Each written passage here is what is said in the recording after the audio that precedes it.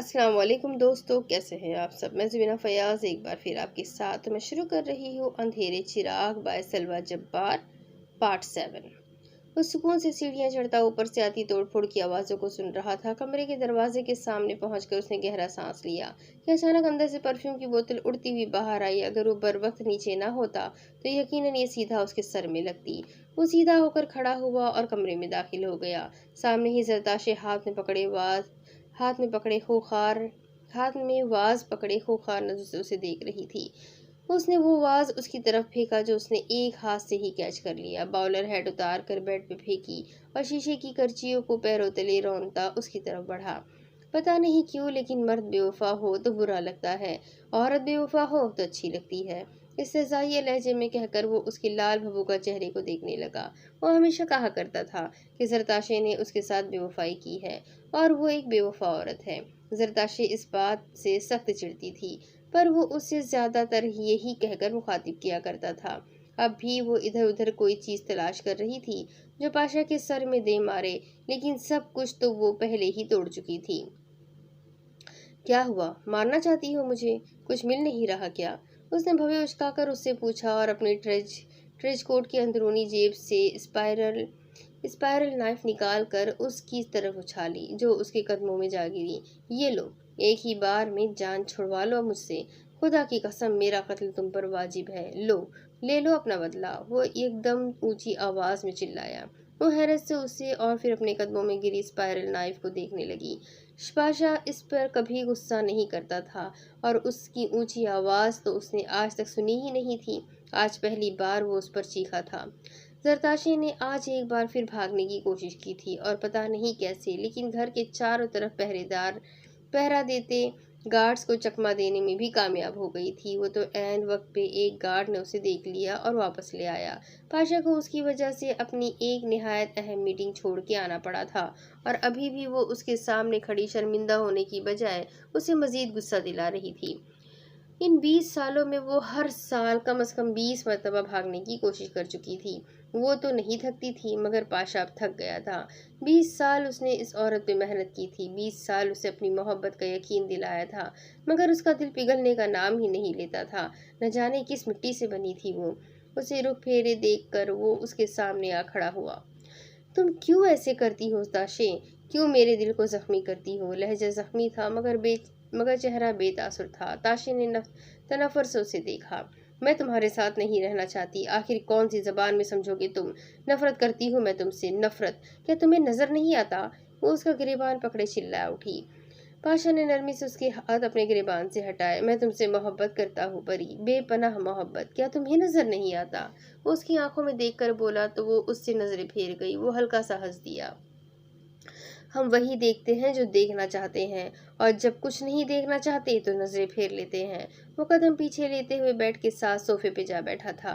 میں خودکشی کر لوں گی، اس کے پاس یہی آخری حل تھا۔ وہ اکثر خودکشی کا سوچتی، لیکن کم از کم حرام موت مرنا اسے قبول نہیں تھا، پر اب وہ اس سب سے تنگ آ چکی تھی۔ پاشا اس کی بات پہ پراسرار طریقے سے مسکرا دیا۔ آپ ایسا نہیں کر سکتی مس تاشے۔ تاشے نے اسے ایسے دیکھا جیسے کہہ رہی ہو کہ میں ایسا کر کے دکھاؤں گی۔ آپ جانتی ہیں نا کہ آپ کا ایک عدد بیٹا اور آپ کی ایک بیٹی میرے ایک اشارے پہ اس جہان فانی سے کوچ کر سکتے ہیں۔ مجھ سے نہ صحیح نازنین اور شاہ میر سے تو محبت کرتی ہے نا آپ؟ اس نے مذاق اڑانے والے انداز میں پوچھا۔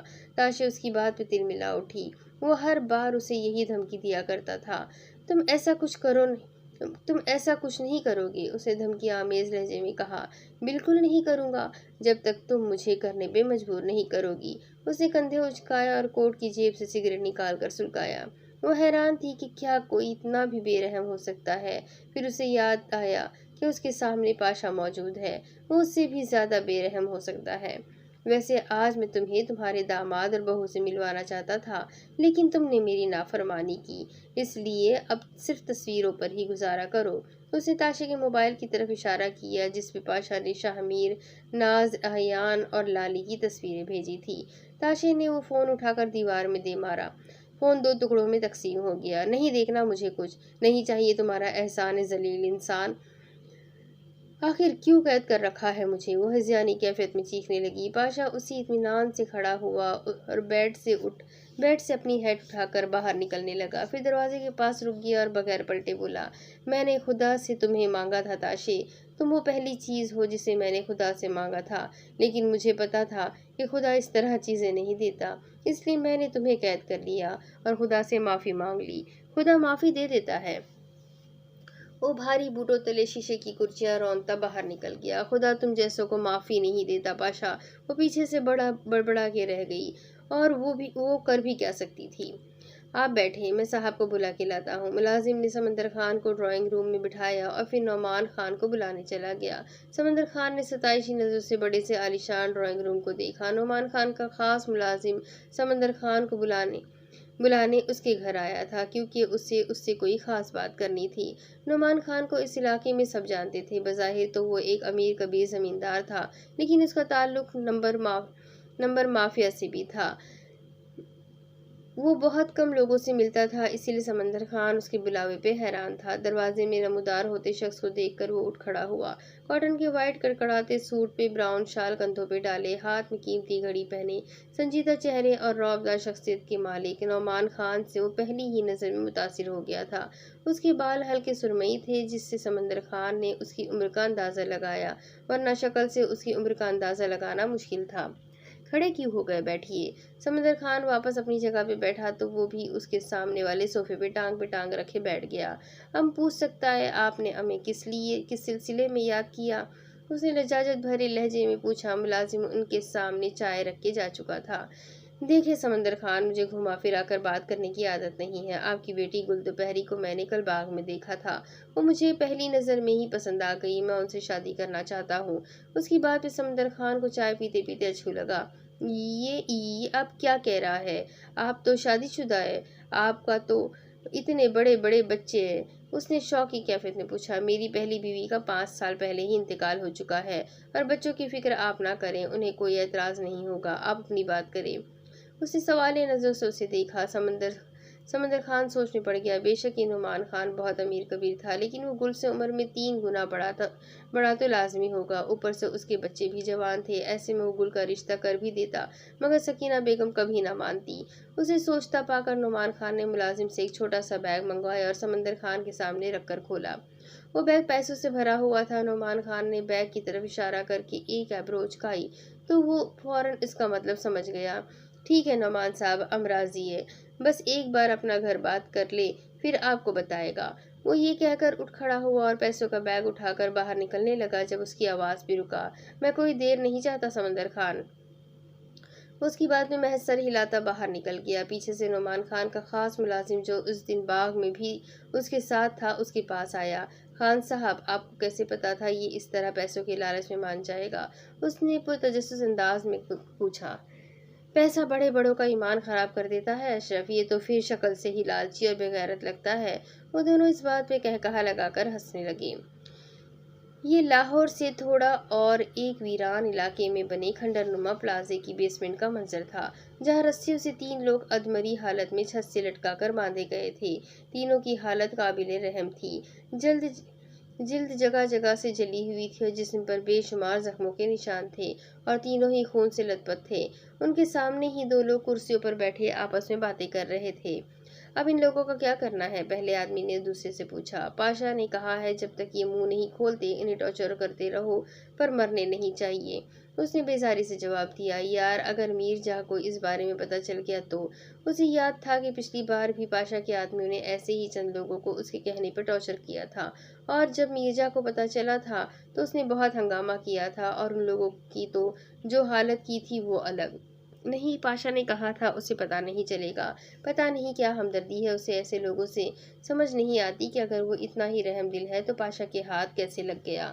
وہ دونوں باتوں میں مصروف تھے جب یکدم دروازہ کھلا اور کوئی لمبے لمبے ڈگ بھرتا اندر داخل ہوا۔ میرجا! سامنے کھڑے شخص کو دیکھ کر اس کے منہ سے بے اختیار نکلا۔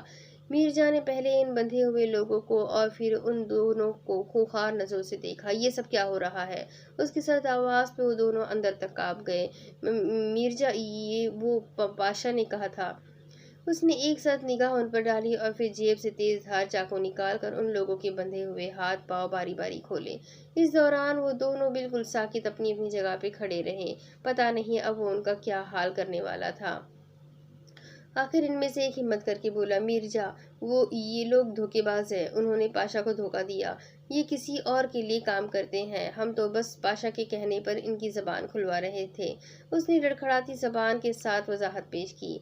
इनकी जबान खुलवाने के साथ साथ क्या अपनी जबान बंदी भी करवा ली थी? जब मैंने बकवास की थी कि अगर ऐसा कोई भी मामला हो तो पहले मुझे बताना, फिर क्यों नहीं बताया मुझे? वो एकदम दहाड़ा तो वो दोनों उछल पड़े। लेकिन पाशा ने इनकी धोखेबाजी की सजा देने का कहा था। वो फिर डरते डरते बोला, ये सजा नहीं, हैवानियत है। कम हो तो लोग, इंसान हो तुम लोग, क्यों भूल जाते हो? उसने जोरदार थप्पड़ों से मारा, वो दीवार में जा लगा। मीरजा, खुदा के लिए हमें माफ कर दे, हमने जो भी किया पाशा के कहने पे किया। वो हमारा बॉस है, हम उसे कैसे इनकार कर सकते थे? हमें माफ कर दे खुदा के लिए। वो दोनों उसके पांव पकड़े मिन्नतें करने लगे। मिर्जा कुछ देर सोचता रहा, फिर गहरा सांस लेकर बोला, ठीक है, दफा हो जाओ तुम लोग, और आज के बाद यहाँ नजर मत आना। वो अपनी जान बख्शी पे शुक्र अदा करते उठकर जाने ही वाले थे जब कमरे के साथ मलहका दरवाजे से आती निस्वानी चीखों पे मिर्जा ठिठका। इन दोनों ने एक दूसरे को देखा, अब तो उनका बचना नामुमकिन था। ये किसकी आवाजें हैं? उसके पूछने पे वो दोनों खामोश रहे। मिर्जा दरवाजे तक पहुंचा तो वो लॉक था। इसकी चाबियां कहाँ है? वो दोनों फिर भी खामोश रहे। उसने 2-3 बार दरवाजे को धक्का मारकर दरवाजा खोल दिया। अंदर एक लड़की बंधी हुई चीख रही थी। उसके मुंह पर भी कपड़ा बांधा गया था, जिसकी वजह से उसकी आवाज घुटी घुटी निकल रही थी। मिर्जा ने शोले बरसाती नजर से उन दोनों को देखा। वो भागने का इरादा कर ही रहे थे जब दरवाजे पे मिर्जा के गार्ड्स देखकर ये इरादा भी तर्क कर दिया। उसने अपने गार्ड्स को इशारा किया तो उसने आकर उस लड़की को खोला। मिर्जा चलते हुए उसके पास आकर बैठा और अपना ओवरकोट उतार कर उसकी तरफ बढ़ाया, जो उसने फौरन पकड़कर पहन लिया। आप डरे नहीं, मैं आपको कोई नुकसान नहीं पहुंचाऊंगा। मुझे बताइए आप कौन है, ताकि मैं आपको आपके घर पहुंचा सकूं। आप बिल्कुल मेरी छोटी बहनों की तरह है। उसने उस लड़की के सर पे हाथ रखकर नरमी से पूछा तो फूट फूट कर रो दी। पता नहीं, ये लोग मेरे भाई को और मुझे जबरदस्ती यहाँ ले आए। वो तो मुझे कॉलेज से लेकर घर जा रहे थे। उसने हिचकियों के दरमियान बात मुकम्मल की। मिर्जा ने जोर से मुट्ठियां भींचकर अपने गुस्से पर काबू करने की कोशिश की, लेकिन गुस्से की शिद्दत से उसके माथे की रगें उभर आई और आंखें लाल हो गई। वो सारा मामला समझ गया। पाशा के आदमी अक्सर ही इस तरह लड़कियों को उठा लाया करते थे। यकीनन ये लड़की इन तीनों में से किसी एक के साथ होगी, तभी वो उसे भी साथ ही उठा लाए। अगर वो वक्त पर ना पहुंचता तो इससे आगे वो सोचना भी नहीं चाहता था। ज़ीशान, इनको इनके घर बहिफाजत पहुंचा दो। वो उसका सर थपकता अपने गार्ड को कहकर उठ गया। जब उस लड़की की आवाज़ पर करंट खाकर मुड़ा। शुक्रिया भाई, भाई, कितना प्यारा था ये लफ्ज़, और कितना महरूम था वो उस लफ्ज़ से। ये दूसरी लड़की थी जिसने उसे इस लफ्ज़ से पुकारा था, और पहली लड़की उसकी बहन आयशा। उसे तो वो खुद ही अपने आप से दूर कर चुका था। उसका गार्ड से अपने साथ ले गया तो मिर्जा इन दोनों की तरफ आया, जो पहले ही अपने अंजाम से वाकिफ थे। उनको मज़ाहमत का मौका दिए बगैर वो एक ही जुस्म में उन तक पहुंचा और तेज धार चाकू इन दोनों की शहरक पर फेर दिया। कुछ देर वहीं बैठे रहने के बाद पाशा से बात करने का फैसला करता वो उठकर बाहर निकल गया। वो कमरे में दाखिल हुई तो हर तरफ रेड और ब्लैक कलर के गुब्बारे फैले थे। साइड टेबल्स के रेक्स पर कैंडल्स जल रही थी, और कमरे के दरमियान में टेबल पर बड़ा सा चॉकलेट केक और उसके इर्द गिर्द उसके पसंदीदा चिप्स, पिज़्ज़ा और कोल्ड ड्रिंक्स वगैरह पड़ी थी। दरवाजे के सामने वाली दीवार उसकी बचपन से अब तक की तस्वीरों से ढकी हुई थी, और एक बेंच पर हैप्पी बर्थडे लिखा हुआ था। वो मबहूस सी एक एक चीज को देख रही थी जब पीछे से अहयान की बेसुरी लेकिन पुरजोश आवाज सुनाई दी,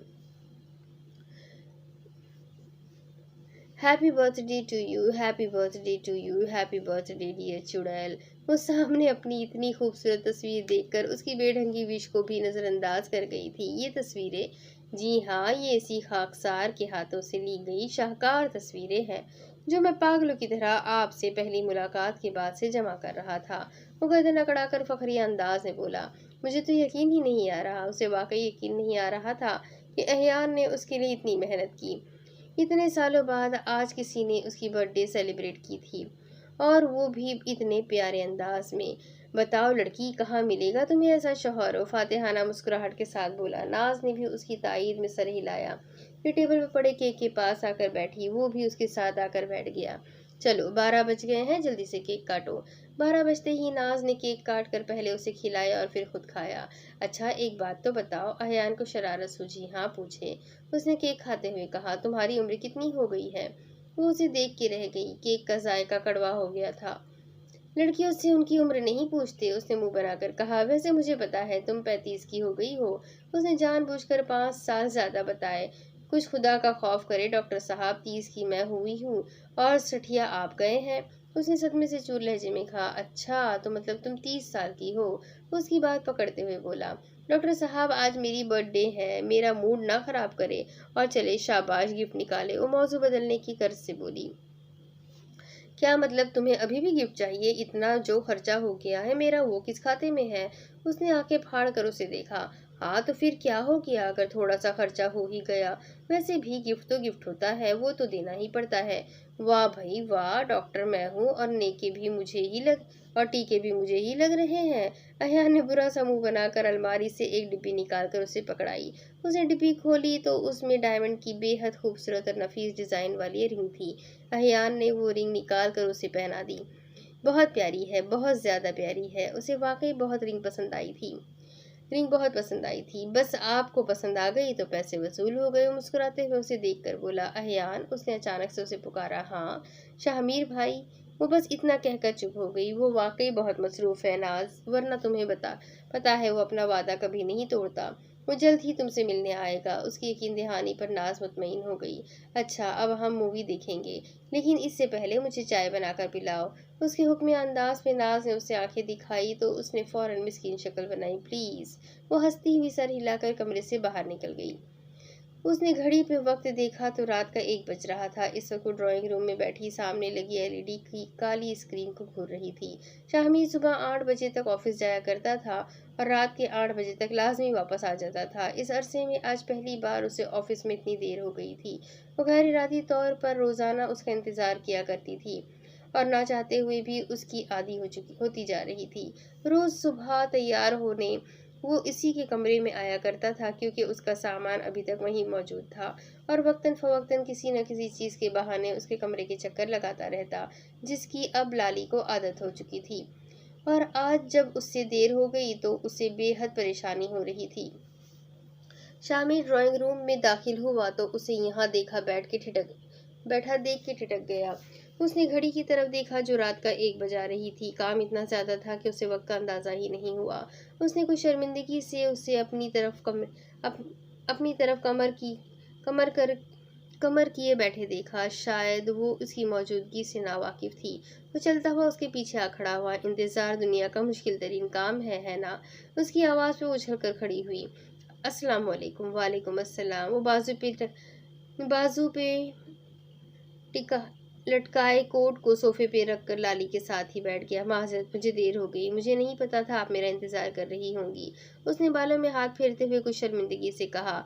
नहीं मैं आपका इंतजार तो नहीं कर रही थी। वो अपनी चोरी पकड़ी जाने पे उससे ज्यादा शर्मिंदा हो गई। तो फिर किसका कर रही थी? उसने भवें उचकाकर महफूज होते हुए पूछा। लाइट का, उसने बेइख्तियार कहा। अक्सर रात को जब वो जाग रही होती और गुल की आंख खुलने पर वो उससे वजह पूछती तो वो यही कहती कि लाइट आने का इंतजार कर रही है। उनके इलाके में लाइट कम जाती ज्यादा थी।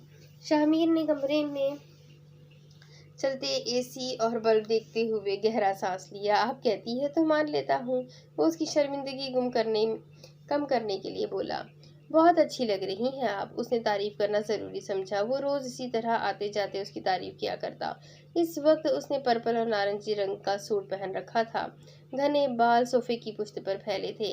अब उसकी सेहत भी पहले से बेहतर हो गई थी और चेहरे पर गोया रौनक आ गई थी। बिलाशुबा शाहमीर के साथ ने उसे और हसीन बना दिया था। आप बिल्कुल जन्नत से उतरी हूर की तरह है। काश मैं फरिश्ता होता तो आप मुझे पहले मिल जाती। उसके अचानक कहने पर लाली ने चौंक कर उसे देखा। वो उसकी बात पर हंस पड़ी। हूरें सिर्फ फरिश्तों को ही नहीं इंसानों को भी मिलती है। आपका मतलब नेक इंसानों को? तो आप नेक नहीं है क्या? उसने हैरत से पूछा। शक्ल से लगता हूँ क्या? वो उसकी आंखों में देखते हुए बोला। नहीं। वो शरारत से बोली। बंदा दिल ही रख लेता है। वो अफसरदगी से बोला। सॉरी आप बहुत नेक लगते हैं। वो तसल्ली देने वाले अंदाज में बोली। सिर्फ लगता हूँ, है भी। अच्छा। वो मुस्कुराया। जी अच्छा।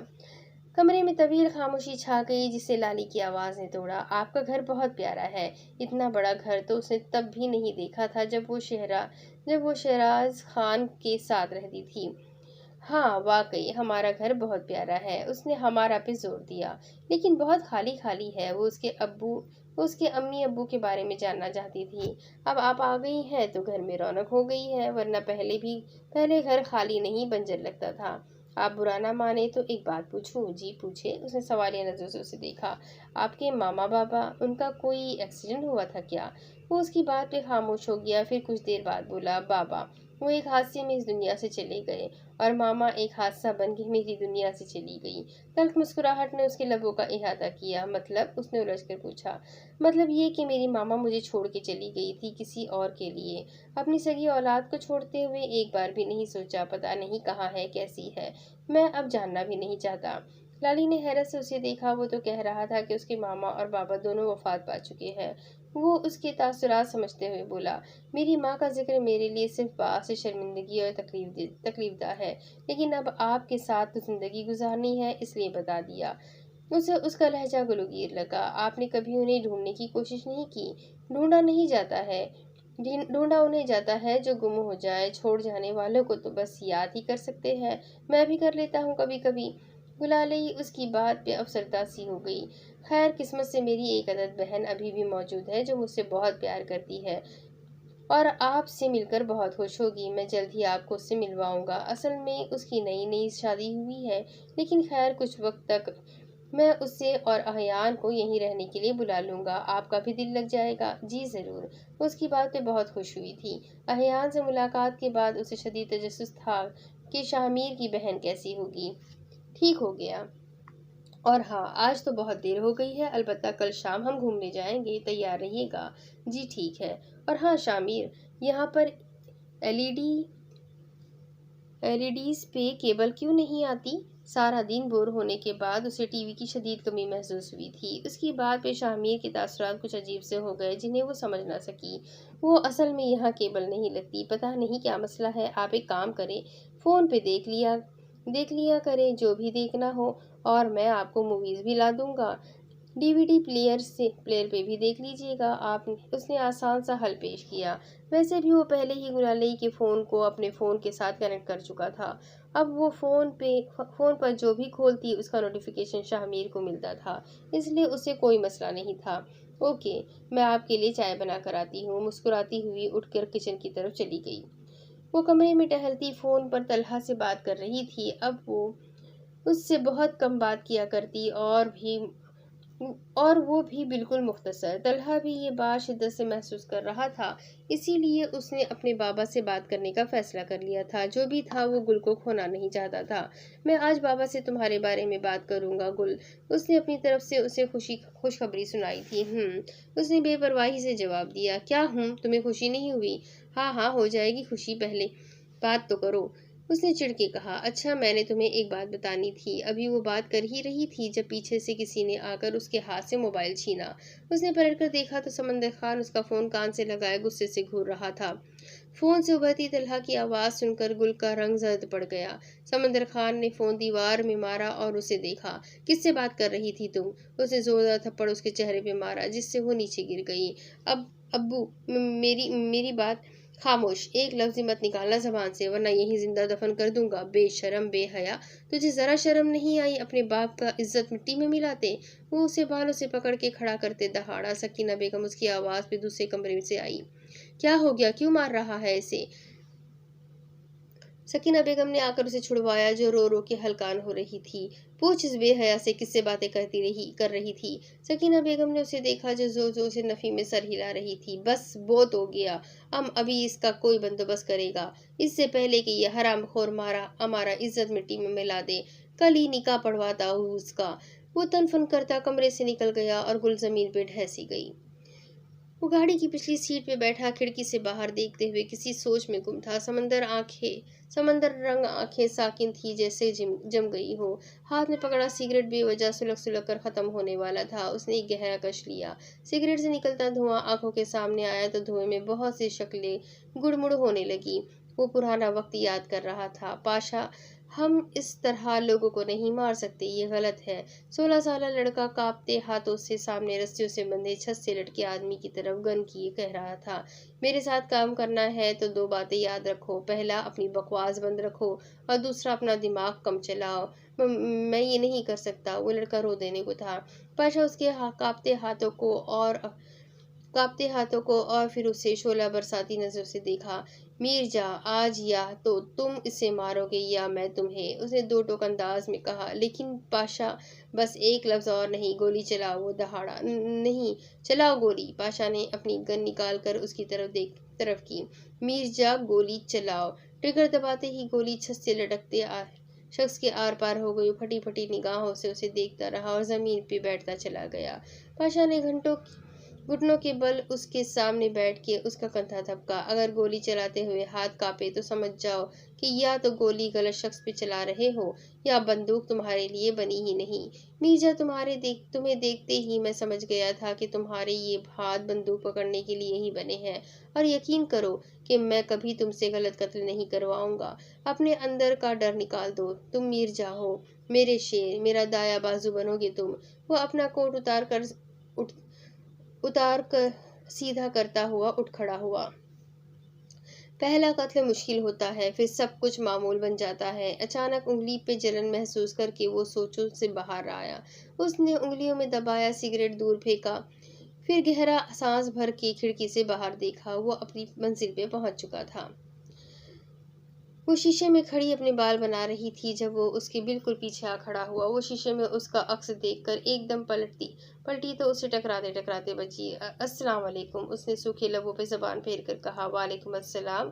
شاہ میر ہلکا سا مسکرایا۔ آپ آج جلدی آ گئے۔ وہ 2 قدم پیچھے ہو کر کھڑا ہوا تو گلالئی نے گھڑی پہ نظر ڈالتے ہوئے کہا جس پہ شام کے 7 بج رہے تھے۔ آج جلدی کام ختم کر لیا، آپ کو گھمانے لے جانا تھا نا۔ وہ اس وقت براؤن کلر کا 3 پیس سوٹ پہنے بے حد ہینڈسم لگ رہا تھا۔ لالی بھی بلیک اور ڈارک بلو کمبینیشن کے سوٹ میں نظر لگ جانے کی حد تک پیاری لگ رہی تھی۔ اوہ ہاں، میرے ذہن سے ہی نکل گیا تھا، اس نے سر پہ ہاتھ مارتے ہوئے کہا، لیکن مجھے یاد تھا۔ چلے اب آپ جلدی سے تیار ہو جائیں۔ وہ کوٹ کے بٹن کھولتا صوفے پہ بیٹھ گیا۔ اوکے۔ وہ الماری سے اپنی مخصوص کالی چادر نکال لائی تو شاہ میر نے بڑھ کر وہ چادر اس کے ہاتھوں سے لی اور اپنے ساتھ رکھے شاپنگ بیگ میں سے ایک بہت ہی خوبصورت اور قیمتی بلیک شال نکالی جس کے بارڈرز پر ہلکی سی کڑھائی کی ہوئی تھی۔ یہ میں آپ کے لیے لایا تھا۔ اس نے خود اس کے سر پہ وہ چادر ڈالی اور پھر اچھی طرح لپیٹی۔ بہت بہت زیادہ خوبصورت ہے، اسے واقعی وہ بہت پسند آئی تھی۔ شکر ہے۔ وہ کھل کے مسکرایا، پھر اپنی چوڑی ہتھیلی اس کے سامنے پھیلائی۔ چلیں۔ لالی نے اپنا نازک ہاتھ اس کے مضبوط ہاتھ پہ رکھ دیا اور اس کے ساتھ کمرے سے باہر نکل گئی۔ اپنا فون ساتھ لے جانا وہ بھول گئی تھی۔ سمندر خان نے اس کا باہر آنا جانا بند کر دیا تھا اور فون تو پہلے ہی توڑ دیا تھا۔ کل اس کا نکاح تھا۔ سمندر خان نے صرف اتنا ہی بتایا تھا کہ کوئی بہت امیر کبیر زمیندار ہے جس کی بیوی مر چکی ہے اور 3 گل سے بھی بڑے بڑے بچے ہیں۔ سکینہ بیگم بھی رو رو کر خاموش ہو گئی تھی۔ گل کے زیادہ رونے دھونے پہ انہوں نے ایک ہی حل پیش کیا تھا کہ یا تو خودکشی کر لے یا گھر سے بھاگ جائے۔ سمندر خان مستقل گھر میں پہرا بھی دے رہا تھا کہ کہیں گل بھاگنے کی کوشش نہ کریں۔ ابھی بھی وہ یہی سوچ رہی تھی کہ کیا کرنا چاہیے جب اپنے پلنگ کے پاس موجود کھڑکی سے آتی آواز پہ متوجہ ہوئی۔ کھڑکی کے بالکل پاس طلحہ کھڑا تھا۔ تم یہاں کیا کر رہے ہو؟ جھٹکے سے اٹھ کر کھڑکی کے پاس آئی۔ تمہیں کیا ہوا ہے گل؟ تم ٹھیک تو ہو؟ کل تم نے اچانک فون کاٹ دیا اور پھر نمبر آف ہو گیا تو میں پریشان ہو گیا، اس لیے یہاں آ گیا۔ گل نے نفی میں سر ہلایا۔ ابو نے مجھے تم سے بات کرتے دیکھ لیا تھا، انہوں نے میری شادی طے کر دی ہے، کل میرا نکاح ہے۔ اس نے گویا اس کی سماعتوں پہ بم پھوڑا۔ کیا؟ یہ کیا کہہ رہی ہو؟ انہوں نے شادی طے کر دی اور تم مان گئی؟ ایسا کیسے کر سکتی ہو تم؟ میرے پاس اور کوئی راستہ نہیں ہے طلحہ، ابو کے سامنے کسی کی نہیں چلتی، اور پھر میں کر بھی کیا سکتی ہوں؟ آج اگر لالی یہاں ہوتی تو؟ بات کرتے کرتے اچانک اس کے ذہن میں جھماکا ہوا۔ ہاں، لالی اب وہی کچھ کر سکتی ہے۔ طلحہ مجھے اپنا فون دو۔ طلحہ نے فوراً فون نکال کر دیا۔ اس نے کئی بار لالی کو کال کی لیکن اس کا نمبر بن جا رہا تھا۔ گل نے اس سے کئی میسیجز بھی کیے لیکن جواب دارد۔ پھر اچانک اسے احیان کے دیے کارڈ کا خیال آیا۔ اس نے وہ کارڈ ڈھونڈنے کی بہت کوشش کی لیکن وہ بھی نہیں مل پایا۔ تم کیا کر رہی ہو گل؟ طلحہ اسے حیرت سے دیکھ رہا تھا جس نے پورے کمرے کا حلیہ بگاڑ دیا تھا۔ میری قسمت ہی خراب ہے، یا اللہ کیا کروں اب میں؟ وہ رونے لگی تو طلحہ فوراً پریشان ہوا۔ اچھا رو تو نہیں گل، تم فکر نہیں کرو، میں تمہارے ساتھ زیادتی نہیں ہونے دوں گا۔ ایک کام کرو، تم فوراً اپنا ضروری سامان اٹھاؤ اور چلو میرے ساتھ۔ اس کی بات پہ اب کی بار وہ ہمیشہ کی طرح چیخنے کی بجائے خاموش ہو گئی اور پھر باہر دیکھا۔ لیکن اتنی رات کے وقت کچھ نہیں ہوتا گل، مجھ پر یقین کرو۔ ہم پہلے میرے گھر جائیں گے اور پھر میں تم سے نکاح کر لوں گا، پلیز میری بات مان لو۔ ٹھیک ہے، وہ کچھ دیر سوچنے کے بعد راضی ہو گئی۔ اب اور کوئی راستہ بچا بھی نہیں تھا۔ شاہ میر نے لالی کو اپنی پسندیدہ جگہ گھمائی تھی۔ ہر 2 منٹ کے بعد وہ کہیں نہ کہیں رک جاتا اور زبردستی اسے کوئی نئی چیز کھلاتا کہ یہ بھی مشہور ہے اور وہ بھی مشہور ہے اور یہ بھی۔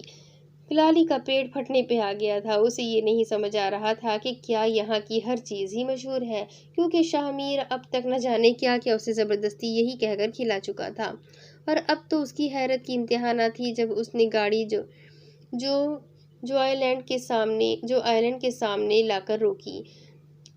ہم یہاں کیوں آئے ہیں؟ اس نے حیرت سے سامنے نظر آتے اونچے اونچے جھولوں اور ان پہ بیٹھے چیختے چلاتے لوگوں کو دیکھا۔ کیونکہ آپ کی عمر کی لڑکیوں کو جھولے بہت پسند ہوتے ہیں، اس نے کندھے اچکائے۔ لیکن مجھے نہیں پسند، اس نے سوگوار مسکراہٹ لبوں پر سجا کر کہا۔ اسے بھی اس طرح کے جھولے لینا بہت پسند تھا، لیکن صرف تب تک جب تک شہراز خان زندہ تھے۔ اس کے بعد تو اس کی زندگی میں ناختم ہونے والی مصیبتوں کا سلسلہ شروع ہو گیا تھا۔ شاہ میر کچھ دیر اسے دیکھتا رہا، پھر گہرا سانس لے کر بولا، لیکن مجھے تو پسند ہے اور آپ کو مجھے کمپنی بھی دینی پڑے گی۔ اس نے معصوم سی شکل بنا کر کہا تو لالی کو ماننا پڑا۔ شاہ میر نے زندگی میں کبھی اس قسم کی اوٹ پٹانگ رائڈز نہیں لی تھی، لیکن صرف اسے انجوائے کرنے کے لیے اس نے اپنا شوق ظاہر کیا تھا، ورنہ اسے تو ان جھولوں کو دیکھ کر ہی شدید کوفت ہو رہی تھی۔ اس نے ایک ایک کر کے تقریباً سارے جھولے لیے اور ساتھ لالی کو بھی زبردستی بٹھایا۔ اس کا تو سر ہی گھوم کے رہ گیا تھا لیکن لالی کی شکل سے ہی لگ رہا تھا کہ وہ کتنی خوش ہے۔ اتنے وقت بعد اس جگہ آ کر اسے ایسا لگ رہا تھا جیسے اپنا آپ اسے واپس مل گیا ہو، جیسے وہی شوق چنچل لالی واپس آ گئی ہو جو کہیں کھو کر رہ گئی تھی۔ آج اسے شاہ میر کے ساتھ پر فخر ہو رہا تھا اور شاہ میر کو اپنی بے وقوفی پر بے انتہا غصہ آ رہا تھا۔ ایسی حرکتیں کرتے اگر کوئی اور مجھے دیکھ لیتا تو میری عزت مٹی میں مل جانی تھی۔ وہ تو شکر ہے کہ میں نے ماسک پہنا ہے، اس نے دل میں سوچا اور لالی کے کھلے کھلے چہرے کو دیکھا۔ اب ریسٹورنٹ چلے؟ اسے تو جھولوں پہ بیٹھ کے الٹی آ رہی تھی، مگر لالی نے شام سے کچھ نہیں کھایا تھا۔ ایک اور رائڈ نہ لے لیں؟ اس نے بچوں کی طرح پوچھا تو شاہ میر کو ماننا پڑا۔ اچھا، کون سی؟ اس نے مسکراتے ہوئے پوچھا۔ وہ سامنے ڈسکوری۔ اس نے ایک خطرناک اور عجیب و غریب سے جھولے کی طرف اشارہ کیا۔ شاہ میر کو تو وہ عجیب ہی لگا تھا، وہ تو خود آج یہاں پہلی بار آیا تھا اور جھولے بنانے والوں کی عقل پہ ماتم کر رہا تھا۔ اب بھلا 100 فٹ اوپر الٹا لٹکنے کا کیا مقصد؟ لالی، یہ تو اوپر جا کے الٹا ہو جائے گا، آپ الٹی لٹک کے کیا کریں گی؟ انجوائے، اس نے سادگی سے کہا۔ ایک کام کرتے ہیں، ہم وہ والی ٹرین پہ بیٹھتے ہیں۔ اس نے سامنے ٹریک پہ سست روی سے چلتی چھوٹے چھوٹے بچوں سے بھری ٹرین کی طرف اشارہ کیا۔ شاہ میر، وہ بچوں کی ٹرین ہے، لالی نے یاد دلانا چاہا، لیکن مجھے اسی پہ بیٹھنا ہے۔ اس نے اس بے تکے جھولے سے جان چھڑانے کی خاطر کہا۔ اچھا ٹھیک ہے، وہ اس کا دل رکھنے والے انداز میں بولی۔ پورے 10 منٹ بچوں کے شور سے ہلتی، کچھوے کی رفتار سے چلتی ٹرین میں بیٹھنے کے بعد وہ پکا طے کر چکا تھا کہ دوبارہ کبھی اس جگہ نہیں آئے گا، اپنے بچوں کو لے کر بھی نہیں۔ دیکھ لے، ایک تیری خوشی کے لیے خود کو کتنا بدل چکا ہوں میں۔ گاڑی ایک بنگلے کے سامنے آ کر رکی تو گارڈ نے طلحہ کو دیکھ کر گیٹ کھولا، لیکن وہ اس کے ساتھ بیٹھی لڑکی کو دیکھ کے بے حد حیران ہوا تھا۔ طلحہ نے گاڑی پورچ میں لا کر روکی۔ اچھا گل، ڈیڈ تم سے کچھ بھی پوچھے تو صرف ہاں میں جواب دینا، باقی سب میں خود سنبھال لوں گا، اوکے؟ اس نے سمجھانے والے انداز میں کہا۔ وہ تو ٹھیک ہے، پر تمہارے ڈیڈ نے مجھے گھر سے نکال دیا تو، یا اگر کچھ غلط ہو گیا تو، وہ مجھے واپس چھوڑائے تو؟ اس نے ڈھیروں خدشے لاحق تھے۔ اوہ ہو، چل کرو یار، میرے ڈیڈ ہے، کوئی جلاد نہیں۔ ایک مزے کی بات بتاؤں، ڈیڈ تو خود دوسری شادی کرنے لگے ہیں۔ میں بھی شرط رکھ دوں گا کہ اگر وہ دوسری شادی کرنا چاہتے ہیں تو پہلے میری تم سے شادی کرائے۔ وہ بے حد پرسکون تھا، جبکہ گل دوپہری کی تو جان پہ بنی ہوئی تھی۔ تم اتنے آرام سے کیوں بیٹھے ہو؟ یہ لو، اٹھ جاتا ہوں۔ وہ اٹھ کر گاڑی سے باہر نکلا، وہ بھی اس کے ساتھ آ کر کھڑی ہوئی اور پھر اس کے پیچھے پیچھے گھر میں داخل ہو گئی۔ گھر میں داخل ہوتے ہی ڈرائنگ روم میں سامنے ہی صوفے پہ طلحہ کے ڈیڈ بیٹھے تھے، جو اسے دیکھ کر اٹھ کھڑے ہوئے۔ اتنی دیر تک کہاں تھے طلحہ؟ میں تمہارا انتظار کر رہا تھا۔ اس کے پیچھے کالی چادر میں لپٹی لڑکی کو دیکھ کر وہ ٹھٹک گئے۔ گل نے ایک نظر اٹھا کر سامنے کھڑے باروب شخص کو دیکھا۔ وہ اسے کچھ جانا پہچانا سا لگا، شاید وہ اسے پہلے بھی کہیں دیکھ چکی تھی۔ اس کے پیچھے کھڑا اس کا خاص ملازم اشرف تھوڑا سا جھک کر سرگوشی نما آواز میں بولا، صاحب یہ تو وہی لڑکی ہے نا؟ نعمان خان نے اس کی بات بیچ میں کاٹی، یہ کون ہے طلحہ؟ وہ بظاہر مسکراتے ہوئے پوچھ رہا تھا، جبکہ گل کو تو وہ پہلی نظر میں ہی پہچان چکا تھا۔ ڈیڈ یہ میری دوست ہے گل دوپہری، یہی بنگالئی میں رہتی ہے۔ اصل میں اس کے ابو نشہ وغیرہ کرتے ہیں اور ان کی وجہ سے یہ بہت تنگ بھی ہے۔ آج بھی اس کے ابو نے اسے جان سے مارنے کی کوشش کی، وہ تو شکر ہے کہ میں صحیح وقت پہ پہنچ گیا اور اسے اپنے ساتھ لے آیا۔ ڈیڈ میں اس سے شادی کرنا چاہتا ہوں۔ اس نے کچھ سچ اور جھوٹ ملا کر کہانی پیش کی، جس میں نعمان خان ذرا بھی مطمئن نہیں ہوا۔ لیکن بیٹا اس طرح تم اس کے گھر والوں کی مرضی کے بغیر شادی نہیں کر سکتے، اور ویسے بھی ابھی تمہاری شادی کی عمر نہیں ہے، اس نے شیریں لہجے میں کہا، جبکہ طلحہ کی بات سن کر اس کا حلق تک کڑوا ہو گیا تھا۔ ڈیڈ گھر والے اس کے کوئی ہے نہیں، اور اس کے باپ سے تو کوئی امید مت رکھیے گا۔ اور جہاں تک بات رہ گئی عمر کی، تو اگر آپ کی شادی کی عمر ہو سکتی ہے تو پھر میری بھی ہو سکتی ہے، اس نے بدتمیزی سے کہا، جس پہ وہ غصہ ضبط کر کے رہ گئے۔ ٹھیک ہے، میں خود تمہارا نکاح اس سے کرواؤں گا، لیکن اس سے پہلے میں ایک بار اس کے والد سے ملنا چاہتا ہوں، اس نے ہار ماننے والے انداز میں کہا۔ نہیں ڈیڈ، اس بات کا تو سوال ہی پیدا نہیں ہوتا، اس کے ابو کبھی نہیں مانیں گے اور ساتھ اسے بھی گھر میں قید کر لیں گے، اس نے روحان سے انداز میں کہا۔ ایسا کچھ نہیں ہوگا، میں اس کے ساتھ ہی ہوں گا، بے فکر رہو، اگر منظور ہے تو بتاؤ ورنہ اسے واپس چھوڑ آؤ۔ انداز دو ٹوک تھا۔ ٹھیک ہے، پھر میں بھی ساتھ چلوں گا۔ کوئی ضرورت نہیں ہے، اگر تمہیں دیکھ کر اس کے والد نے کوئی الٹی سیدھی حرکت کی یا تمہیں نقصان پہنچانے کی کوشش کی تو میں برداشت نہیں کر پاؤں گا۔ فی الحال میرا ان سے ملنا ضروری ہے، تم گھر ہی رہو اور فکر نہیں کرو، میں اسے واپس یہیں لاؤں گا۔ اس کی یقین دہانی پر طلحہ نے گل کو دیکھا، جو زور زور سے نفی میں سر ہلا رہی تھی۔ اوکے ڈیڈ، اس کے پاس اور کوئی راستہ نہیں تھا۔ نعمان خان کے لبوں پہ شاطرانہ مسکراہٹ نے احاطہ کر لیا۔ پورا ریسٹورینٹ خالی تھا، صرف چند ویٹر اور میوزیشین تھے۔ سنگر اسٹیج پہ کھڑا اپنی سریلی آواز کا جادو چلا رہا تھا۔ ہال میں ہلکی پیلی لائٹس تھیں، انٹرسٹ سے ان کی ٹیبل تک پھولوں سے راستہ بنایا گیا تھا اور پوری ٹیبل گلاب کی پتیوں سے بھری تھی۔ بیچ میں کینڈلز بھی جل رہی تھی۔ ہال کی ایک دیوار شیشے کی تھی اور چوتھے فلور پر ہونے کی وجہ سے پورا شہر یہاں سے نظر آ رہا تھا۔ اس نے کرسی پیچھے کر کے گلالئی کو بٹھایا اور خود اس کے سامنے آ کر بیٹھ گیا۔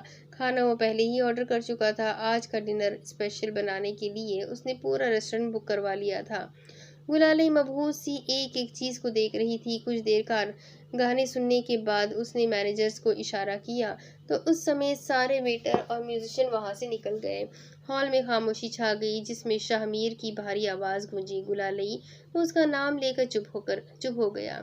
شاید وہ دل میں سوچ رہا تھا کہ کیا کہے اور کیا نہ کہے۔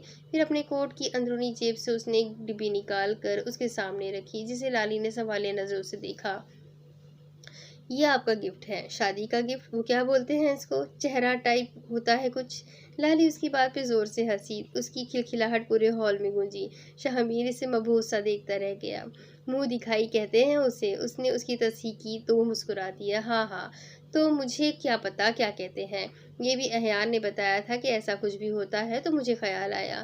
سوری اتنی لیٹ منہ دکھائی دینے کے لیے، اس نے ماتھے پہ آئے بالوں کو بیزاری سے جھٹک کر پیچھے کرتے کہا۔ اس کے سلکی بال بار بار آ کر ماتھے پر گر جاتے تھے اور شاہ میر کو اس بات سے سخت چڑ تھی، اور جیل یا ہیئر اسپرے لگانے سے تو اس سے بھی زیادہ چڑ تھی، تبھی ہر وقت اپنے بالوں سے الجھتا رہتا تھا۔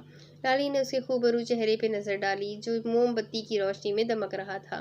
شہد رنگ آنکھیں گویا چمک رہی تھی، لبوں پہ مسکراہٹ سجائے شہزادوں کی سی شان و شوکت والا یہ شخص خدا نے اس کے نصیب میں لکھا تھا۔ بہتر ہے یہ ماسک لگا کر ہی رکھا کریں، اس نے دل میں سوچا اور اس پہ ایک نظر ڈال کر نظروں کا رخ بدل لیا۔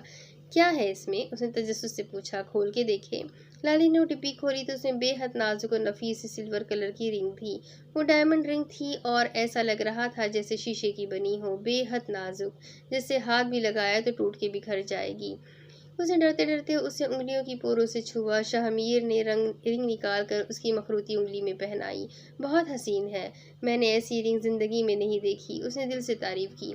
आपके हाथों की जीनत बनकर ये हसीन हुई है मैडम। उसने उसका हाथ पकड़े पकड़े गंभीर लहजे में कहा। गुलालई के दिल की एक बीट मिस हुई। बहुत शुक्रिया, उसने नज़रें झुकाकर मुस्कुराते हुए कहा। आपका भी शुक्रिया मेरी ज़िंदगी में आकर मुझे मुकम्मल करने के लिए। मुझे ज़्यादा इजहार नहीं करना आता गुलालई, इस मामले में मेरी अकल काम नहीं करती, लेकिन फिर भी एक बात कहना चाहता हूँ आपसे। लाली ने सवालिया नज़रों से उसे देखा तो वो नज़रें झुकाकर गंभीर लहजे में बोलना शुरू हुआ। तुम्हें एक बात कहनी थी, इजाज़त हो तो कह दूँ मैं? ये भीगा भीगा सा मौसम, ये तितली फूल और शबनम, चमकते चांद की बातें, ये बूंदे और बरसातें, ये काली रात का आंचल, हवा में नाचते बादल, ये सब जितने नज़ारे हैं, कहो किसके इशारे हैं? सभी बातें सुनी तुमने, फिर नजरें फेर ली तुमने। मैं तब जाकर कहीं समझा कि तुमने कुछ नहीं समझा। मैं किस्सा मुख्तसर कर कर जरा नीचे नजर करके ये कहता हूँ अभी तुमसे, मोहब्बत हो गई तुमसे। उसने नज़म सुनाकर उसकी आंखों में देखा जो भीग चुकी थी। क्या हुआ गुलाली, आप रो क्यों रही हैं? वो फौरन परेशान हुआ। रो नहीं रही, अपनी किस्मत पर रश्क कर रही हूँ, उसने आंखें रगड़कर मासूमियत से कहा। पागल ही है आप भी, वो हल्का सा मुस्कुराया। शाहमीर जी आप बहुत अच्छे हैं। अच्छा, उसने लबों पे सौगवार मुस्कुराहट सजाए हुए बोला। जी, गुलाले ने तस्दीक की। शाहमीर के कहने पे खाना सर्व किया गया तो दोनों खाना खाने में मशगूल हो गए। दूसरी तरफ वो सड़क पे दौड़ती गाड़ी की बैक सीट पे बैठी खिड़की से बाहर देख रही थी। उसकी लाख मना करने के बावजूद तलहा ने गुल को नोमान खान के साथ भेज दिया था। उसका कहना था कि अगर डैड उनकी बात मान रहे हैं तो उन्हें भी उनकी बात माननी पड़ेगी। अगर उनकी तसल्ली समंदर खान से मिलकर ही होती है तो यूं ही सही, लेकिन पता नहीं क्यों गुल को कुछ ठीक नहीं लग रहा था। उसे किसी अनहोनी का एहसास हो रहा था। अभी वो सोच यही रही थी जब नुमान खान को गाड़ी टर्न करते देख कर ठिठकी। ये तो उसके घर का रास्ता नहीं था। अंकल, मेरा घर इस तरफ नहीं है, उसने आगाह करना चाहा। नुमान खान ने रेयर व्यू मिरर से उसे देखा और चेहरे पे नाकाबिल फहम तासुरात सजाए बोला, हम तुम्हारे घर जा भी नहीं रहे। उसकी अजीब सी बात पे उसके माथे पे पसीने की बूंदें नमूदार हुई। उसने धड़कते दिल से पूछा कि क्या मतलब, कहाँ जा रहे हैं फिर? मौलवी साहब के पास, आपका और मेरा निकाह पढ़वाने। अंकल क्या बात कर रहे हैं, आपका दिमाग तो खराब नहीं हो गया? वो उसके बात पे हत्ते से उखड़ गई। नहीं गुल दोपहरी, मेरा दिमाग बिल्कुल जगह पर है। तुम मेरी पहली पसंद थी और मैं ही तुमसे शादी करूंगा। वैसे भी तुम तलहा की दोस्त हो और वो सिर्फ तुमसे हमदर्दी में शादी करना चाहता है। मैं तुम्हें पसंद करता हूँ, उसने आम से लहजे में कहा जैसे उसके लिए ये कोई बड़ी बात ही ना हो। गुल को पहले तो उसकी बात समझ नहीं आई, फिर उसे अचानक याद आया, ये तो वही आदमी है जो उस दिन बाग में उसे घूर रहा था। गुस्से की शिद्दत से उसका चेहरा सुर्ख हो गया। वो एकदम चिल्लाई, गाड़ी रोको। उसके चीखने का नोमान खान पर कोई असर ना हुआ। मैंने कहा गाड़ी रोको। उसे खामोश देखकर गुल ने अचानक गाड़ी का दरवाजा खोल दिया। नोमान खान को उससे ऐसी उम्मीद नहीं थी, इसीलिए वो दरवाजा लॉक करना भूल गया था। उसने फौरन ब्रेक लगाई। गुल एक लम्हे की देर किए बगैर गाड़ी से निकली और जितना तेज भाग सकती थी भागी, लेकिन नोमान खान ने चंद बड़े बड़े कदम उठाकर ही उसे जा लिया। उसे, ए लड़की, तुम्हें अपनी जान प्यारी नहीं है क्या? उसने जोर से उसका बाजू पकड़ के मोड़ा। वो कर रह गई। चलो मेरे साथ। वो जबरदस्ती घसीट कर उसे गाड़ी की तरफ ले जाने लगा। जब उसने जोर से उसके हाथ पे काटा, वो उसे छोड़कर अपने हाथ को देखने लगा जिससे खून रस रहा था। गुल ने फिर से भागने की कोशिश की, जिसे नोमान खान ने पहले से भी ज्यादा जारहाना अंदाज में नाकाम बना दिया। वो एक हाथ से उसके बाल और एक से उसके दोनों बाजू पकड़े उसे गाड़ी में ढकेलने की कोशिश करने लगा। उसकी चादर उतरकर उसके पैरों में गिर गई। वो जोर जोर से चिल्लाकर मदद के लिए पुकारने लगी, लेकिन ये जगह बहुत सुनसान थी। अचानक किसी ने नोमान खान को पीछे से पकड़कर अपनी तरफ घुमाया और जोरदार थप्पड़ मारा। वो दूर जाकर जमीन पे मुंह के बल गिरा। गुल ने सर उठाकर देखा तो सामने ही दिलावर जारहाना अंदाज में खतरनाक तासुरात लिए नोमान खान की तरफ बढ़ रहा था। अचानक आसमान पे जोर से बिजली खड़की। शायद बहुत तेज बारिश होने वाली थी या शायद कोई तूफान आने वाला था। वो जोर जोर से चिल्लाकर मदद के लिए पुकारने लगी थी। तुम्हारी हिम्मत कैसे हुई इसे हाथ लगाने की? दिलावर ने गिरेबान से पकड़ के उसे खड़ा किया और एक थप्पड़ मारा। उसका सर चकरा के रह गया। दिलावर ने उसे इतना मारा कि उसके सर और मुंह से खून निकलने लगा। आखिर गुल ने ही डरते डरते उसे रोकने की कोशिश की। बस बस कर दे, ये मर जाएगा। दिलावर ने शोलेबाज नजर से उसे देखा और नुमान खान को एक आखिरी ठोकर मारता उसकी तरफ बढ़ा। यहाँ क्या कर रही हो तुम? वो बेहद गुस्से में था। गुल को इस वक्त इससे खौफ आया।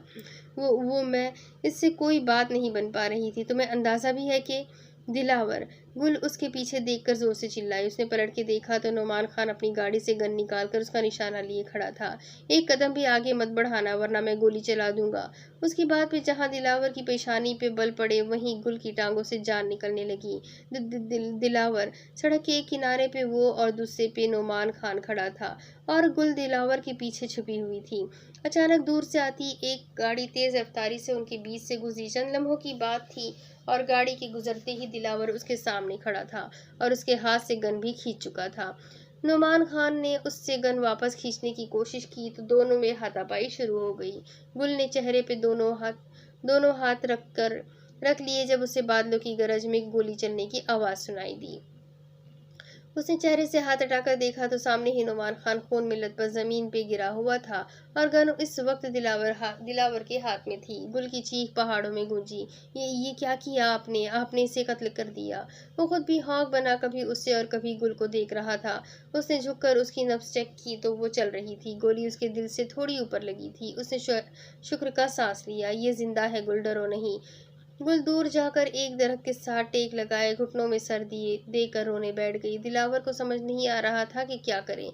आखिर थक हार कर उसने यही सोचा कि सूरत हाल इससे अकेले ही नहीं संभाली जाएगी। उसने असफंदियार खान को कॉल करके सूरत हाल से आगाह कर दिया। थोड़ी ही देर में वो वहां मौजूद थे। दिलावर, तुम जानते भी हो तुमने किसे गोली मारी है? बड़े खान को पता चला तो वो तुम्हें हवेली से निकाल देंगे। वो सदमे की कैफियत में कभी उसे और कभी धीमी धीमी सांस लेते नुमान खान को देख रहे थे। चाचू, बाकी बातें बाद में कीजिएगा, अभी प्लीज इसे हॉस्पिटल लेकर जाएं। वो बेहद घबराया हुआ था। वैसे तो उनके माहौल में कत्ल करना भी कोई गैर मामूली बात नहीं थी, लेकिन दिलावर के साथ ऐसा वाकया पहली बार पेश आया था। असफंदियार खान अपनी गाड़ी में नुमान खान को हॉस्पिटल ले गए तो दिलावर ने गहरा सांस लिया, फिर गुल की तरफ पलटा। बादलों की गरज चमक का सिलसिला खत्म हो चुका था और बारिश शुरू हो गई थी। दिलावर ने आसमान की तरफ और फिर अपने सामने बैठी डरी सहमी गुल की तरफ देखा। वो सर्दी से ठिठुर रही थी। उसकी चादर तो जमीन पे पड़ी पड़ी ही गीली हो गई थी। दिलावर ने अपनी ब्राउन शाल कंधों से उतार कर उसकी तरफ बढ़ाई और मुंह दूसरी तरफ करके खड़ा हो गया। गुल ने कांपते हाथों से शॉल अपने गिर्द लपेटी। गरमाइश के एहसास से उसके औसान कुछ बहाल हुए। गुल, वो मरा नहीं है, सिर्फ जख्मी हुआ है। उसके सामने घुटनों के बल बैठा। आपने उसे गोली मार दी, उसने घुटी घुटी आवाज में कहा। मैं उसे ना मारता तो वो तुम्हें मार देता, और चलो तुम्हारी तो खैर थी, पर तुम्हारे बाद वो मुझे भी मार देता। उसने उसकी हालत के पेश नज़र हल्के फुल्के अंदाज में कहा। वो उसकी बात पे खामोश हो गई। बारिश तेज हो चुकी थी। दिलावर उठकर खड़ा हुआ और कपड़े झाड़े। आ जाओ, बारिश तेज हो गई है। वो भी उठकर उसके पीछे चल दी और उसके साथ ही फ्रंट सीट पे बैठ गई तो उसने गाड़ी स्टार्ट की। दिलावर ने गाड़ी कुछ दूर एक ढाबे के सामने रोकी। तुम बैठो, मैं चाय लेके आता हूँ। उसने गाड़ी ढाबे से कुछ दूर अंधेरे में खड़ी की थी ताकि गुल पे किसी की नजर न पड़े। कुछ देर बाद वो चाय के 2 कप और खाने पीने की कुछ चीजें लेकर उसके साथ आकर बैठा। उसने चाय का कप उसकी तरफ बढ़ाया जो उसने खामोशी से थाम लिया। असफंदियार की कॉल आई तो दिलावर ने कॉल अटेंड करके स्पीकर ऑन किया। वो गुल की तसल्ली करवाना चाहता था। नुमान खान को आईसीयू में ले जाया गया था। उसकी हालत खराब थी, लेकिन इतनी भी नहीं कि जिंदा ना बच पाए। डॉक्टर्स ने उसकी तसल्ली करवा दी थी और असफंदियार खान ने अपने ताल्लुकात का इस्तेमाल करते हुए पुलिस केस बनने से रोक दिया था। गुल ये सुनकर कुछ मुतमईन हो गई। दिलावर ने 1-2 बातें और करके कॉल काट दी। और आप वहाँ कैसे आए? दिलावर ने चौंक के उसे देखा। जो बात उसे पूछनी चाहिए थी वो पूछ रही थी। ऐसे ही बस गुजर रहा था वहां से। गुल ने उसकी बात पर सर हिलाया। आप वहां कैसे आए? आपकी बात, दिलावर ने पूछा। तो गुल ने शुरू से आखिर तक उसे सारी बात बताई। वैसे भी अब कुछ भी छुपाने का कोई फायदा नहीं था। दिलावर उसकी बात सुनकर खामोश हो गया। फिर कुछ देर बाद बोला, यानी कि आपको इस सारी सूरत हाल में एक ही हल नजर आया, और वो था चंद महीने पहले मिले लड़के के साथ भागना।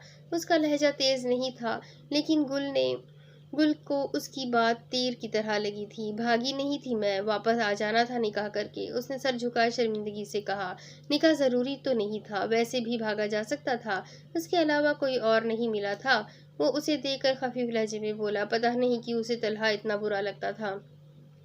وہ مجھ سے محبت کرتا ہے، اس نے احتجاجاً کہا۔ گل دوپہری، جو شخص تم سے محبت کرتا ہے وہ تمہیں اپنی عزت بنانا چاہے گا، اور عزت کبھی بھی دوسروں کے گھروں کی عزت کو نیلام کر کے نہیں بنائی جاتی۔ تم دونوں نے ہی بہت غلط کیا۔ محبت کرنا غلط ہے، غلط طریقے سے محبت کرنا غلط ہے۔ اسی غلط کو صحیح کرنے جا رہی تھی، نکاح ہی کرنے والی تھی، کوئی گناہ نہیں۔ آنسو کا گولا اسے حلق میں اٹکتا ہوا محسوس ہوا۔ وہ خود بھی جانتی تھی کہ وہ بیکار بحث کر رہی ہے، مگر پھر بھی وہ چاہتی تھی کہ دلاور اس کے سب سوالوں کے جواب دے۔ اور نکاح سے پہلے جو گناہ کر چکی اس کا کیا؟ ماں باپ کی عزت اچھالنا گناہ نہیں؟ اس نے سوالیہ نظر سے اسے دیکھا۔ اولاد کی زندگی تباہ کرنا گناہ نہیں؟ تو یعنی ایک گناہ کا بدلہ دوسرے گناہ سے لیا جائے، اپنی زندگی بہتر بنانے کے لیے کچھ نہ کیا جائے؟ وہ دو بدو بولی۔ اب ہو گئی زندگی بہتر، سکون ہے اب؟ اس نے تیز لہجے میں پوچھا۔ اسلام نے تو عورت کو پسند کی شادی کا حق دیا ہے، پسند کا حق دیا ہے، گل بھاگنے کا تو نہیں۔ یہ کون سی شریعت کہتی ہے کہ ماں باپ کی عزت نیلام کر دو؟ انسان کو اپنی عزت کی قربانی نہیں دینی چاہیے، چاہے محبت بھی کیوں نہ قربان کرنی پڑ جائے۔ محبت کا کیا ہے، آج ہوئی ہے کل دوبارہ ہو جائے گی، لیکن عزت اگر ایک بار چلی جائے تو دوبارہ نہیں آتی۔ اس نے سمجھانے کی کوشش کی۔ ایک گھر سے بھاگ کے تم کبھی بھی دوسرا گھر نہیں بسا سکتی، اس نے مزید کہا۔ ٹھیک ہے، مجھ سے غلطی ہو گئی، لیکن اب احساس ہو گیا ہے مجھے۔ وہ چہرہ ہاتھوں میں چھپا کے پھوٹ پھوٹ کے رو دی۔ دلاور نے اسے رونے دیا۔ کچھ دیر رونے کے بعد وہ خود ہی چپ ہو گئی، پھر آنکھیں رگڑتے ہوئے اسے دیکھا۔ اب میں کیا کروں؟ رونے سے اس کی آواز بیٹھ گئی تھی۔ اللہ سے دعا کرو اور بہترین مانگو، اور اگر میری بات سمجھ آ گئی ہو تو معافی بھی مانگ لینا۔ اس نے آسان سا حل پیش کیا۔ اللہ معاف کر دے گا؟ اس نے پر امید انداز میں پوچھا۔ دلاور اس کی سرخ متروم آنکھوں میں دیکھ کر مسکرا دیا۔ اللہ ہی تو معاف کرتا ہے گل، لوگ کہاں کرتے ہیں۔ وہ اس کی بات پہ سوچ میں پڑ گئی۔ اسے خود بھی احساس تھا کہ اس سے بہت بڑی غلطی ہو گئی تھی۔ شاید اسے کوئی اور حل تلاش کرنا چاہیے تھا، شاید وہ دلاور کو بھی مدد کے لیے بلا سکتی تھی۔ وہ اسے دیکھتے ہوئے سوچ رہی تھی۔ اب ہم حویلی چلیں گے، چاچو نے داجی کو سب بتا دیا ہے، اور وہ کہہ رہے ہیں کہ تمہیں لے کر فوراً حویلی آؤ۔ وہ اس کی بات پہ سر ہلا کر رہ گئی۔ دلاور حویلی میں داخل ہوا اور سیدھا بڑے ہال کمرے میں آیا۔ وہاں داجی اور اسفندیار خان سمیت گھر کے سارے افراد جمع تھے۔ گل دلاور کے پیچھے چھپی ہوئی تھی۔ السلام علیکم، اس نے سب پہ ایک نظر ڈال کر پرسکون انداز میں سلام کیا۔ جو اسفندیار کہہ رہا ہے کیا وہ سچ ہے؟ بڑے خان کی کرخت اور رعبدار آواز کمرے کی گہری خاموشی میں گونجی۔ کیا کہا ہے انہوں نے؟ اس نے شکوہ کناں نظروں سے اسفندیار کو دیکھا۔ تم نے نعمان خان کو گولی ماری ہے؟ ان کی دہاڑ پہ گل بے اختیار اچھل پڑی۔ جی ہاں، انداز ہنوز پرسکون تھا۔ کیوں؟ کیونکہ وہ ایک لڑکی کے ساتھ غیر انسانی سلوک کر رہا تھا، ایک شریف لڑکی کو بغیر اس کی مرضی کے اغوا کر رہا تھا۔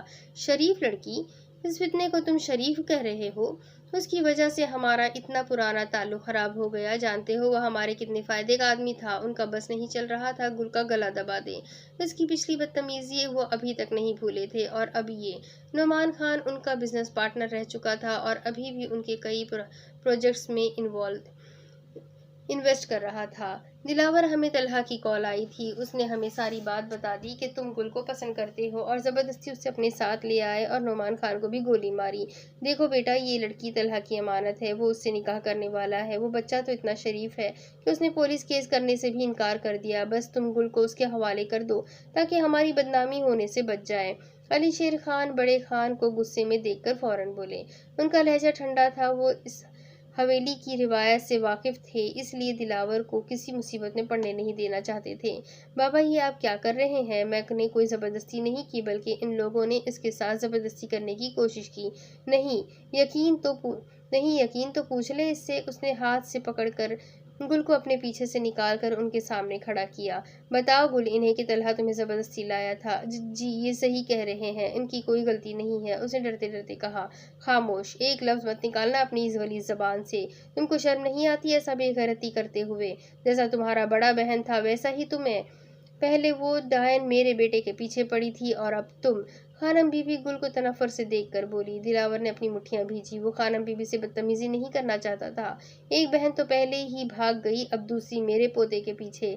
بس کر دے بی جان، کسی کے کردار پہ الزام لگاتے ہوئے کچھ خدا کا خوف کرے۔ وہ ان کی بات کاٹتے ہوئے بیچ میں بولا۔ تمہاری ہمت کیسے ہوئی اپنی بی جان سے ایسے بات کرنے کی؟ بڑے خان اٹھ کر اس کے پاس آئے۔ میں نے کچھ غلط نہیں کہا، میں بالکل صحیح۔ تڑاک! اس کی بات بڑے خان کے پڑنے والے تھپڑ سے بیچ میں رہ گئی۔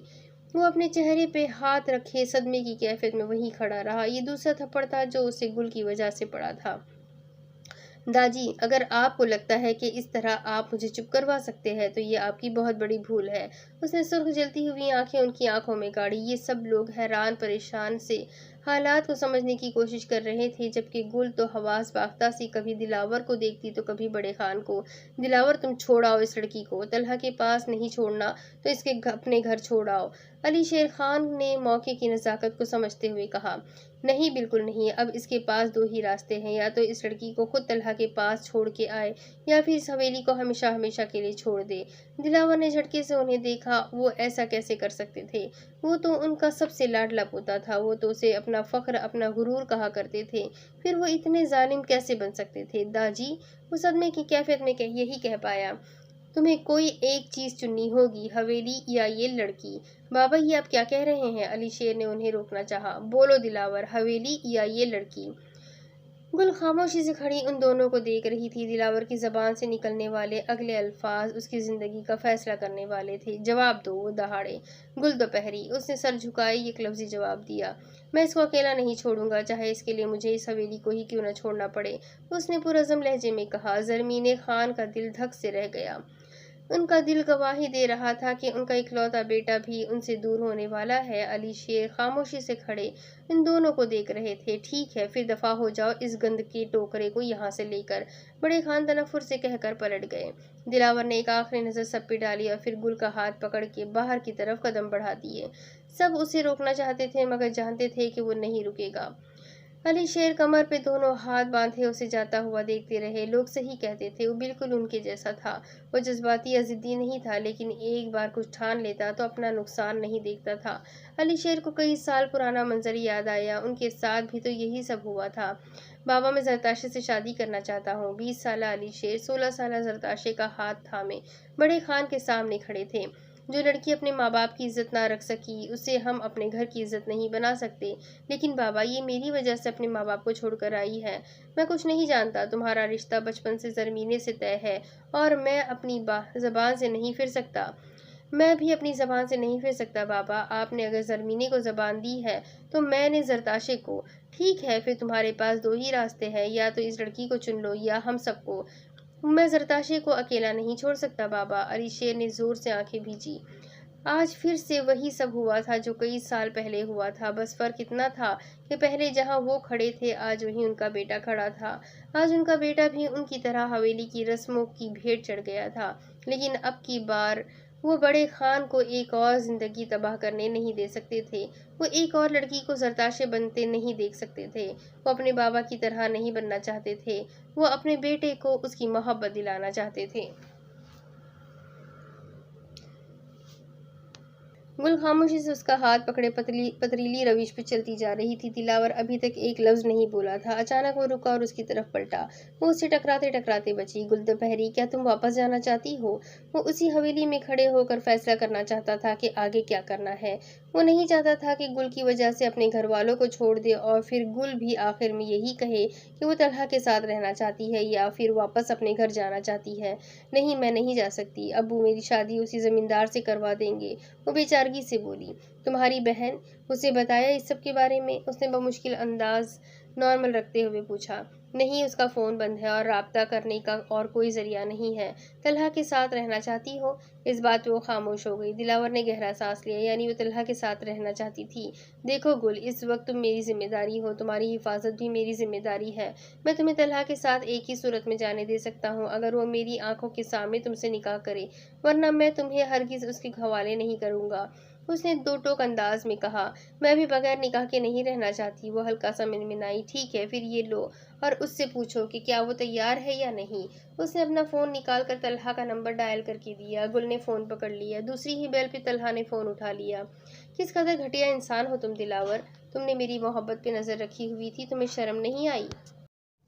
میں تو تمہیں اپنا دوست سمجھتا تھا۔ چلو دوست نہ صحیح، پر تمہارے بڑے خان تو میرے ڈیڈ کے دوست تھے۔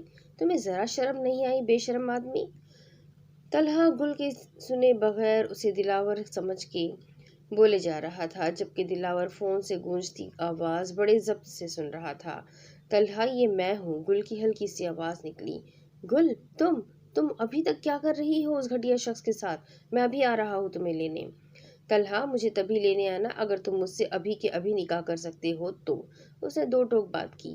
کیا مطلب؟ کیا تمہیں مجھ پر اعتبار نہیں ہے؟ اس نے حیرت سے پوچھا۔ بات اعتبار کی نہیں، میری عزت کی ہے۔ اگر تم ابھی مجھ سے نکاح کر سکتے ہو تو بتاؤ۔ اور وہ اپنی بات پہ قائم تھی۔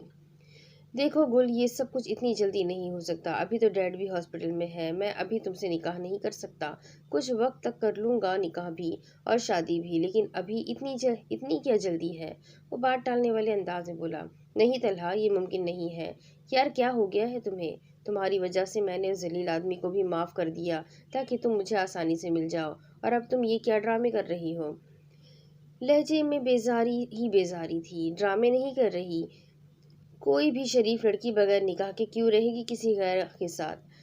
تو مس شریف لڑکی، آپ کو پتہ نہیں تھا کیا کہ آپ اسی غیر کے ساتھ بھاگ کر آ رہی ہیں؟ اب میرے باپ کو ادمرہ کرنے کے بعد آپ کو شرافت یاد آ گئی ہے۔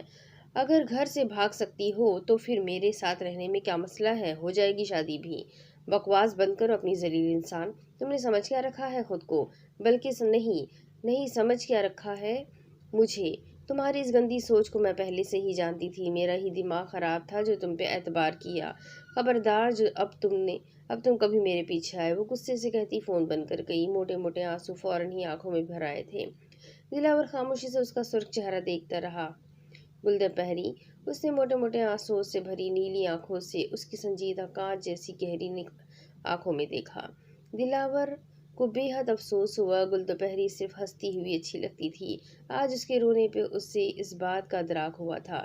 کسی ایسے شخص سے محبت کرنا جو آپ کی عزت ہی نہ کرتا ہو، اس سے بہتر ہے کہ خودکشی کر لی جائے۔